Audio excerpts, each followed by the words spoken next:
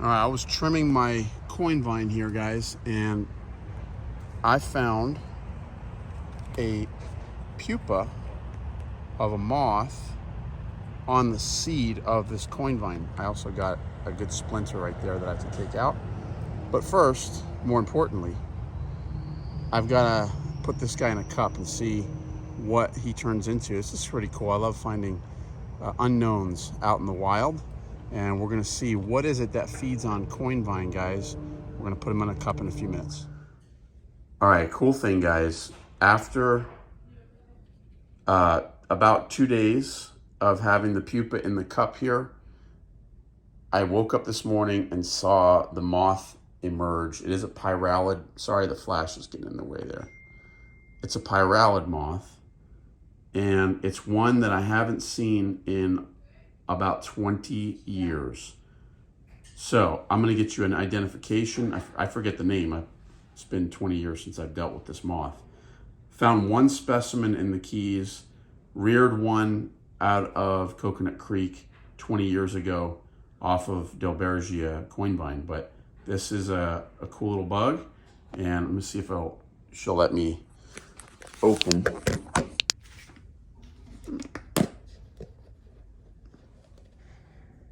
So it's got this forewing, it's got the little, so it's brown, it's got the little black stripes going down. There's a few pyralid moths that have that feature, but it's got these orange triangles on the forewings, and it's got orange legs, which makes it pretty unique.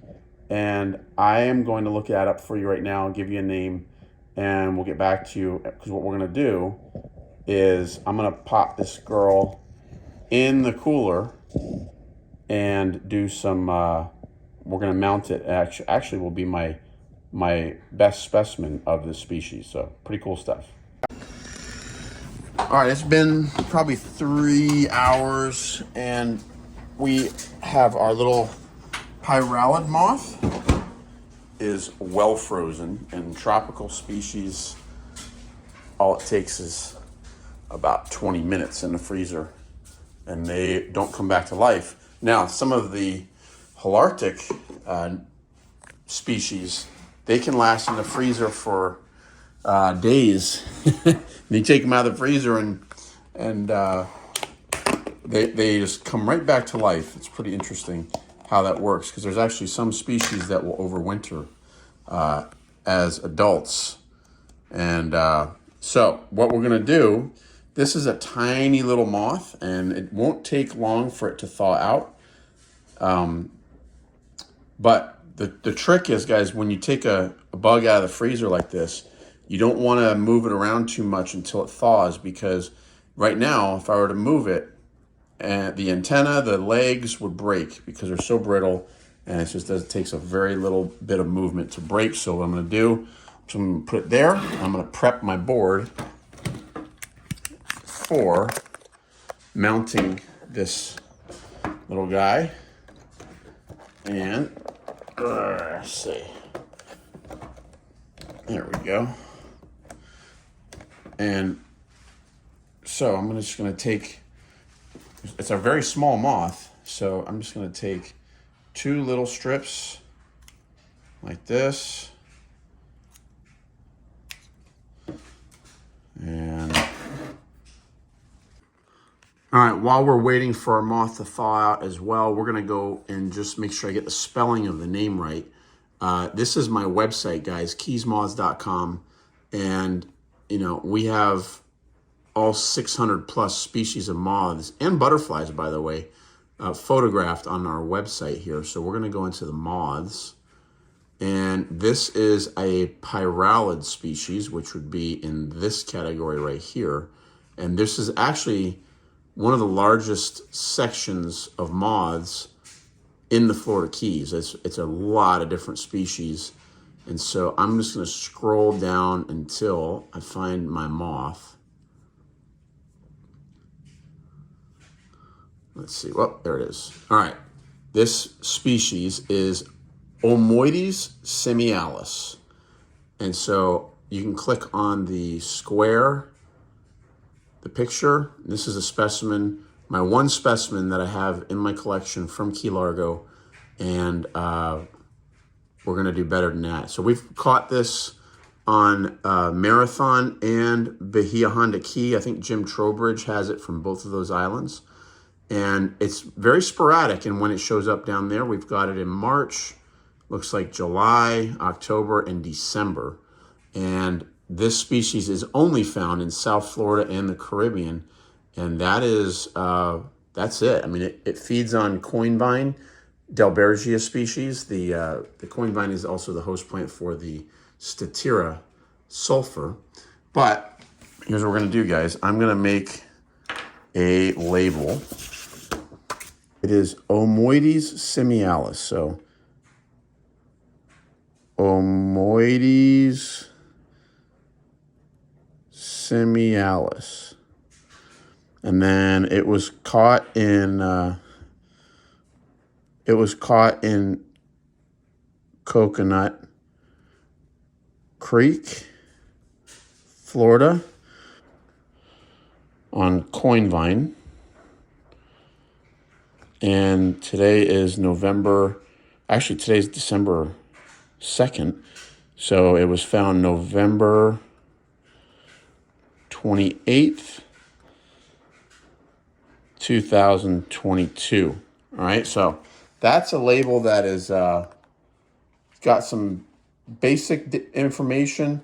We can get a little bit more specific than that, but that'll do. The bare necessity, the bare minimum is the identification with the Latin name. A city and state would be great. And then, it was a pupa found on coinvine. That's extra piece of information. And then a date. So it's November 28th, 22. And that's pretty much it for labeling, guys. It's not a big deal. It just takes a minute. And once we have our label and we put our specimen on our board, we'll put that label next to the specimen. And scientifically, that's one of the most important things we can do. All right, folks, it should be time to, our moth should be good and thawed by now. Now, the problem with freezing a moth is that when you do, the wings almost always invert. And pyralids, if you want to take a look at this pyralid, look how long the legs are. And those legs are one of the most tricky things about mounting species of moths in this genus, because number one, they're tiny already.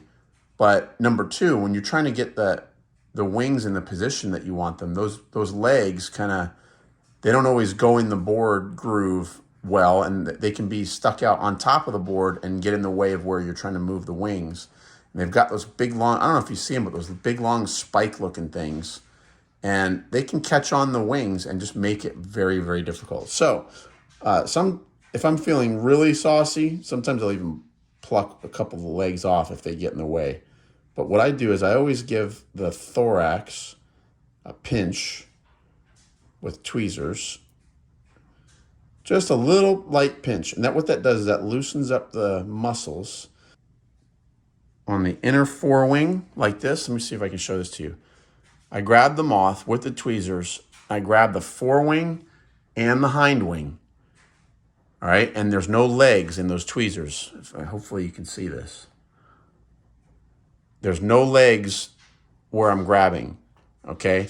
And you want to grab just the wings. And then what you want to do is you take your thumb with the other wings, the other side, and just move them up and twist them around until they get to the top of the body. Then you can grab the moth on the underside of the wings, and now I have it in the right position to place a pin.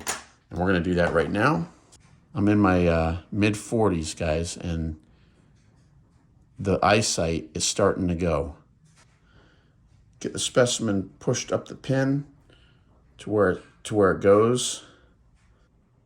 You see how there's a leg right here that didn't want to go in the groove.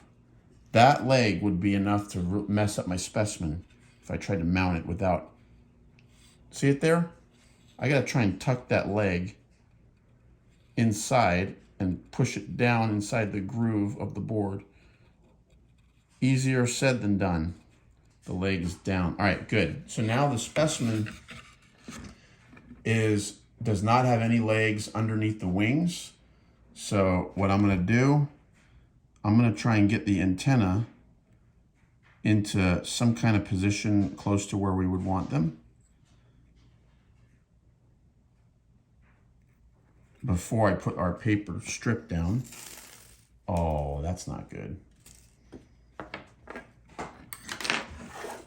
That's not good. Well, I just made a mess. But for the sake of the video, I'm going to continue to film. All right. The antenna on these guys can be tricky.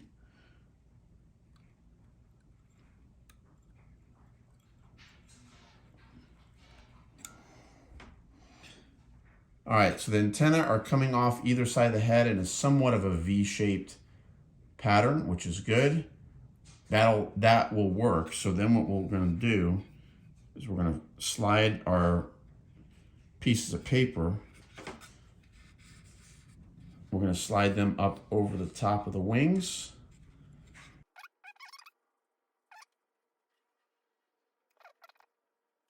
All right, when a pin has a bent tip,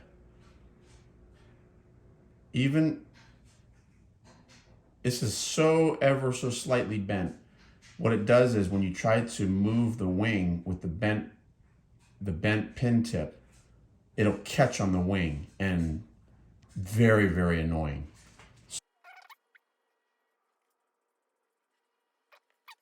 All right, that's our specimen, guys. It's nicely mounted. We have symmetrical wings. The antennae are in place. I didn't have to pluck off any legs. So now it's just time to cover the wings with some pieces of paper. That's simple. Little pieces of paper.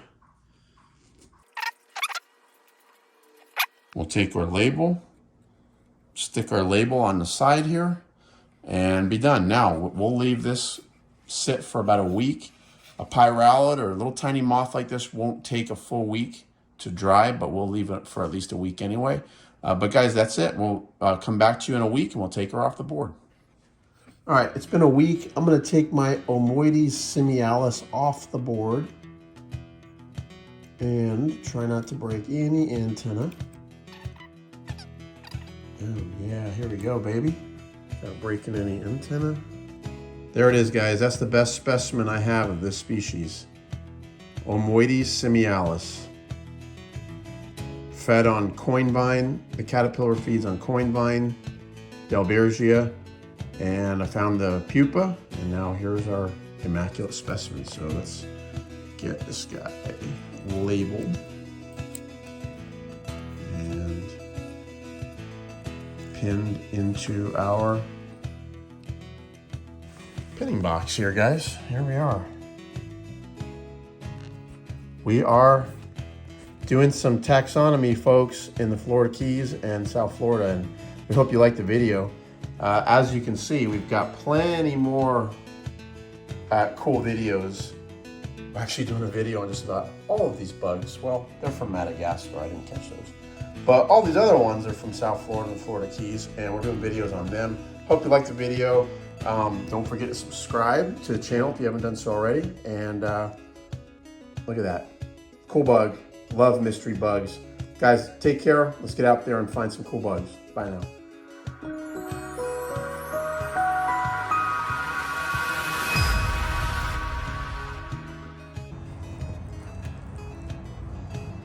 Check this out, guys.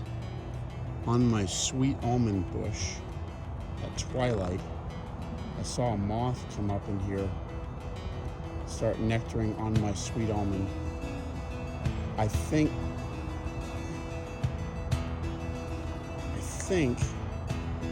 this is a really cool moth, guys. It's like a fruit piercing moth.